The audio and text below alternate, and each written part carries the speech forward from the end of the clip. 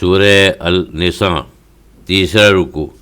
پہلے میراث کا ذکر آ چکا ہے اور اب چند ان اہم حدود کا ذکر آتا ہے جو معاشرے کی خرابی کی جڑ اور خاندانوں کی تباہی کا باعث ہیں۔ اس سے سختی سے روکا جا رہا ہے۔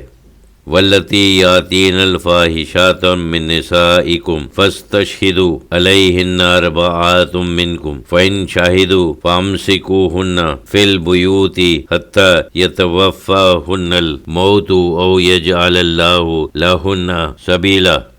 اور مسلمانوں، تمہاری عورتوں میں سے جو کوئی بدکاری کرے، یعنی شادی شدہ عورتیں جو خواہشات نفسانی کی وجہ سے بدکاری کی مرتکب ہوں، تو ان پر یعنی ان کی بدفعلی پر اپنوں میں سے 4 شخصوں کی شہادت لو۔ پھر اگر وہ شہادت دیں تو ان کو تعذیب کے طور پر گھروں میں بند رکھو یہاں تک کہ ان کی وفات ہو جائے، یا اللہ تعالیٰ ان کے لیے اور کوئی راستہ حد شرعی مقرر فرمائے۔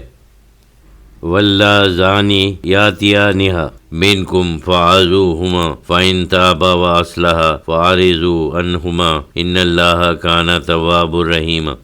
اور جب تم میں سے 2 شخص مرد عورت بدکاری کریں تو ان کو ایذا دو، وہ سزا دو جو عبرت اور تعذیب کے لیے مناسب ہو۔ پھر اگر وہ دونوں توبہ کریں اور اپنی اصلاح کر لیں تو ان سے رفع دفع کرو، بے شک خدا توبہ قبول کرنے والا مہربان ہے۔ یہ ابتدائی دور کا حکم ہے۔ جب سورہ نور میں کوڑے لگانے کا حکم ہوا تو مرد اور عورت کی بدکاری کی عبرت آموز سزا مقرر ہو گئی۔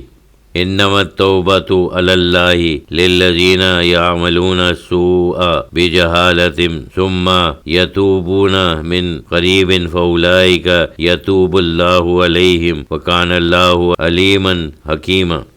اللہ تو انہی لوگوں کی توبہ قبول کرتا ہے جو نادانی سے کوئی بری حرکت کر بیٹھیں پھر جلد ہی توبہ کر لیں۔ غلطی پر متنبہ ہوتے ہی اللہ کے سامنے اپنی غلطی کا اعتراف کر کے معافی مانگ لیں، پھر اس کام کی طرف رجوع نہ ہو تو اللہ ان کو معاف کر دیتا ہے، اور اللہ سب کچھ جانتا اور حکمت والا ہے۔ وہ حالت گناہ اور نیت دونوں سے واقف ہے اور اس کا ہر فعل حکمت پر مبنی ہے۔ وَلَيْسَتِ التَّوْبَةُ لِلَّذِينَ يَعْمَلُونَ السَّيِّئَاتِ حَتَّى إِذَا حَضَرَ أَحَدَهُمُ الْمَوْتُ قَالَ إِنِّي تُبْتُ الْآنَ وَلَا الَّذِينَ يَمُوتُونَ وَهُمْ كُفَّارٌ أُولَئِكَ أَعْتَدْنَا لَهُمْ عَذَابًا أَلِيمًا۔ اور ایسے لوگوں کی توبہ نہیں ہوتی جو برابر برے کام کیے جاتے ہیں اور باز نہیں آتے، یہاں تک جب ان میں سے کسی کے سامنے موت آ کھڑی ہوتی ہے تو کہنے لگتے ہیں اب میں توبہ کرتا ہوں، اور نہ ایسے لوگوں کی توبہ قبول ہوتی ہے جو حالت کفر میں مر جاتے ہیں۔ انہی کے لیے تو ہم نے دردناک عذاب تیار کر رکھا ہے۔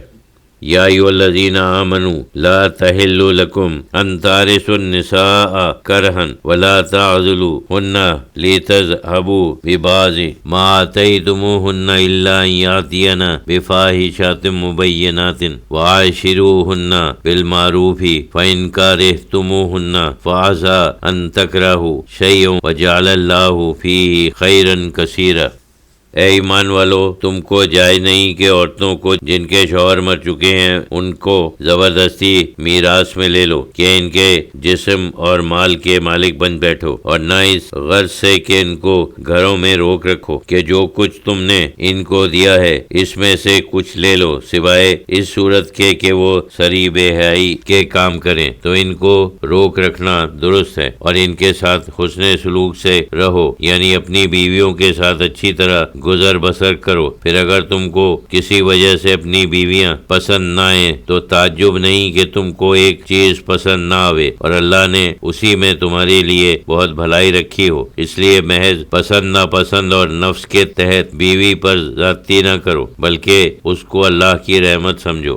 یعنی اسلام سے پہلے یہ بھی رواج تھا کہ جب چاہتے ایک عورت کو چھوڑ کر دوسری عورت سے نکاح کر لیتے اور پہلی پر تہمت لگا کر اور زیادتی کر کے مہر واپس لے لیتے، اس کی بھی ممانعت آ گئی۔ فرمایا مسلمانوں، وَإِنْ أَرَدْتُمُ اسْتِبْدَالَ زَوْجٍ مَكَانَ زَوْجٍ وَآتَيْتُمْ إِحْدَاهُنَّ قِنْطَارًا فَلَا تَأْخُذُوا مِنْهُ شَيْئًا أَتَأْخُذُونَهُ بُهْتَانًا وَإِثْمًا مُبِينًا۔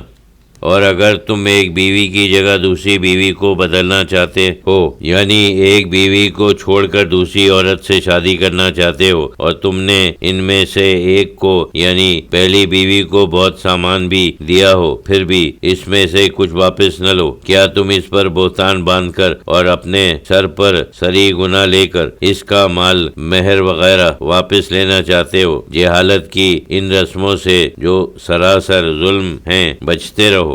وَكَيْفَ تَأْخُذُونَهُ وَقَدْ أَفْضَىٰ بَعْضُكُمْ عَلَىٰ بَعْضٍ وَأَخَذْنَا مِنْكُمْ مِيثَاقًا غَلِيظًا، اور تم اسے یعنی ان کا مہر کیوں کر لے سکتے ہو جبکہ تم میں سے ایک دوسرے تک پہنچ چکا ہے، ایک دوسرے کے ساتھ صحبت کر چکے ہو، اور وہ تمہاری بیویاں تم سے پختہ عہد نکاح کے وقت لے چکی ہیں؟ کیا عہد کو توڑ دینا اور عورتوں کے حقوق پر دست درازی کرنا تمہارا شعار ہو چکا ہے؟ ہرگز نہیں۔ اور مسلمانوں، دیکھو جہالت کی اس گندی رسم سے کہ لوگ سوتیلی ماں یا دوسری محرمات سے شادی کر لیتے تھے، اس سے بھی بچتے رہنا۔